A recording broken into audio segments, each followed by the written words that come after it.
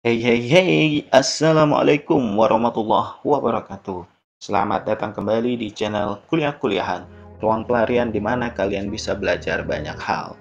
Terima kasih kepada penonton setia dan para penonton pendatang channel Kuliah-Kuliahan.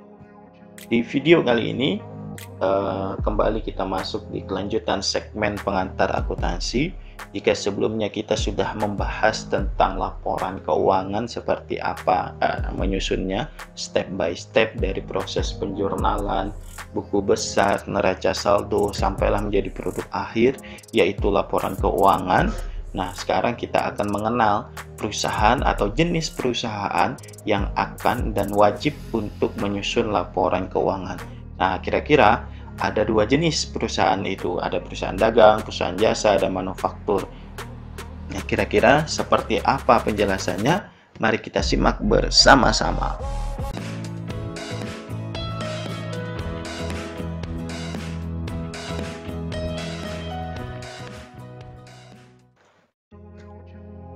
Oke, baik teman-teman. Ini adalah jenis-jenis perusahaan yang nantinya akan dan wajib untuk menyusun laporan keuangan. Nah, jenis perusahaan di sini ada tiga. Ada perusahaan jasa, ada perusahaan dagang, dan perusahaan manufaktur. Ketiga jenis perusahaan ini, teman-teman, adalah organisasi atau entitas yang mana tujuannya adalah untuk menghasilkan laba. Jadi kalau kita kita masukkan dia dalam segmen ini, segmen private. Nah, artinya kalau private orientasinya ya profit, sementara ada segmen public orientasinya bukan profit tapi service.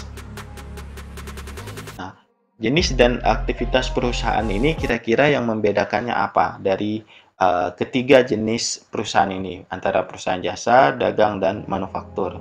Nah, kita lihat dari aktivitas yang diselenggarakannya. Kalau jasa, otomatis dia hanya menyediakan jasa. Ini contohnya misalnya stasiun TV memperoleh penayangan dari iklan atau acara TV. Nah, jasa apa sih yang dihasilkannya atau yang ditawarkannya? Nah, jasa yang ditawarkannya adalah iklan, penayangan iklan. Nah, sementara kalau perusahaan dagang, dia menjual beli produk.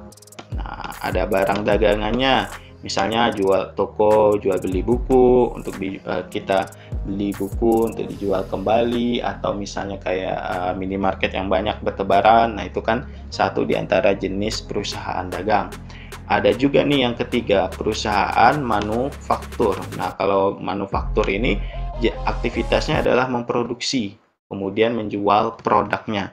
Jadi misalnya nih pabrik tebu. Nah, pabrik tebu dia memproduksi dan menjual gula. Ada lagi misalnya minyak goreng yang lagi in sekarang yang harganya tiba-tiba naik. Nah, dia pabrik sawit yang akan memproduksi dan menjual minyak kelapa sawit. Nah, itu teman-teman satu perbedaan di antara jenis aktivitasnya.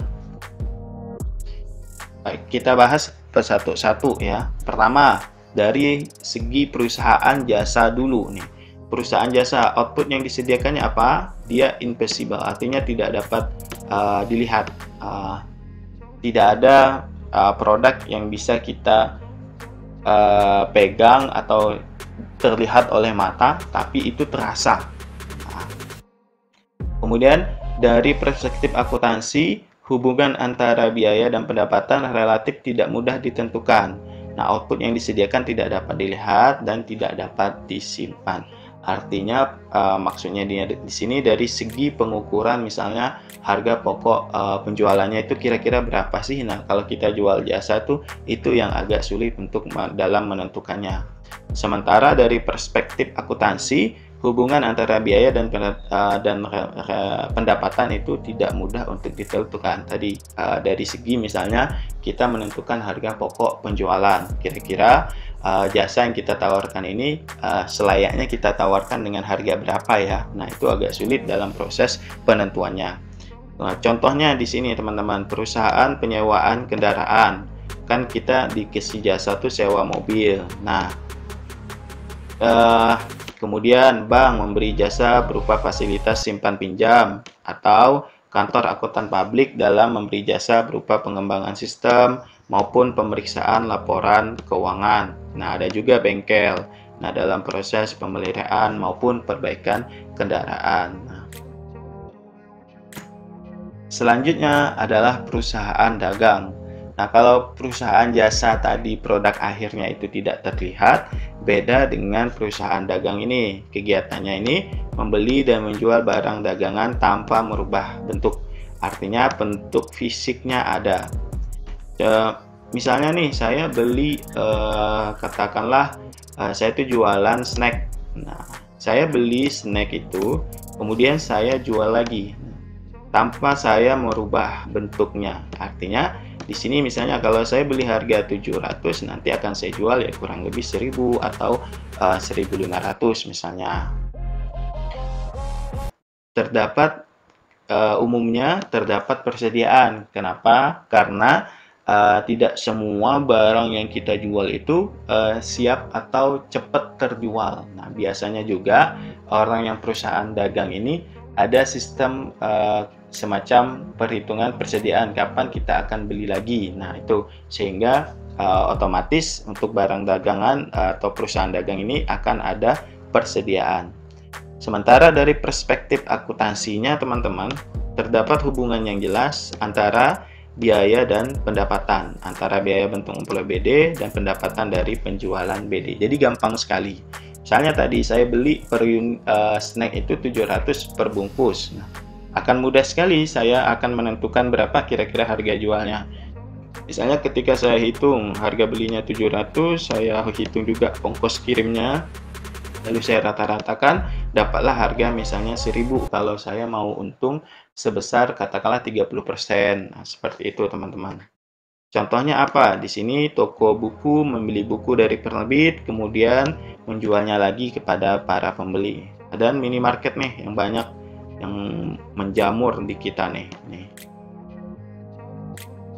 Nah, di dalam perusahaan dagang itu teman-teman kita akan mengenal istilah ini, free on board atau VOB saving point. Nah, VOB saving point ini penyerahannya berada di tempat penjual. Semua biaya pengeluaran ditanggung oleh pembeli, sehingga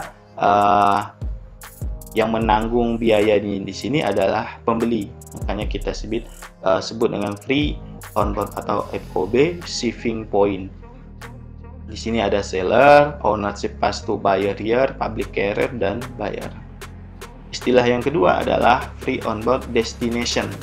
Kalau tadi saving point, kalau yang sekarang destination, artinya di sini penyerahannya di tempat pembeli.